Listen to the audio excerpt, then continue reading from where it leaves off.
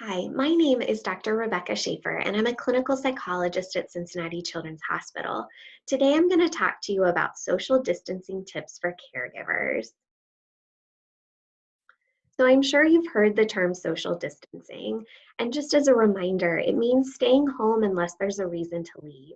Reasons for leaving include things like picking up food, going to the store, going to the doctor, playing outside, riding bikes, or going to work. As of right now, the recommendation is to stay home as much as possible. But as things start to reopen, we might think about other ways to socially distance in public. So, really, social distancing, the recommendation is to put space or distance between people. This keeps germs from spreading to others. We want to stand at least 6 feet apart. This is a new skill that we can teach individuals with autism or other developmental disabilities. So here's some tips for teaching this skill. First, we want to make it concrete. So the length of 6 feet is really the length of a bed or two golden retrievers. And if this is an adult we're talking about, it could also be two arms length away from another person. So you can explain this to them. You can practice it at home by actually standing at different ends of the individual's bed and saying, this is 6 feet apart. Or you can practice by holding your arms out and showing 6 feet of distance.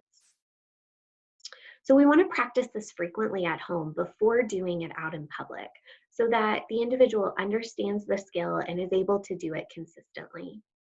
And then before we go out, we want to make sure we're reminding them of this skill and practicing it again before you're in public. When you are out in public, you may want to stay close to the individual so that you can easily prompt them to keep that 6 feet of distance. For a younger child that has a hard time understanding this concept, you might want to practice holding hands in public so that you can make sure you are 6 feet apart. We want to prompt to follow the skill. So giving reminders frequently while you're out will be important. And then we want to point out others who are following the skill. So making sure that you're showing that model of mom is 6 feet apart right now. Look at that cashier. She's 6 feet apart from everyone right now. Then we want to praise for appropriate distancing. When they're doing it well, make sure you're noticing it and you're pointing it out. And then if you need to, you can provide a larger reinforcement for following the skill. So things like you can have my phone when you're 6 feet apart from another. We'll have stickers with us and you can get a sticker each 10 minutes that you're keeping an appropriate distance. So why is this important? As places start to reopen and communities start to reopen, this becomes even more important. Right now, we're able to stay home and keep that social distance. But as things start opening up, we'll want to make sure we're able to perform this skill in public.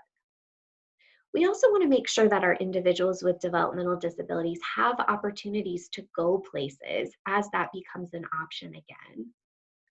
And then if they're involved in employment programs, it's going to be required that they keep 6 feet of distance while they're at their job. So we can all do our part to limit the spread of germs and stay safe. And one of the ways we can do that is to socially or physically distance from others. Other ways, just as a reminder to keep the spread of germs under control, is to make sure that they're frequently washing their hands and that they're wearing a mask if possible while in public.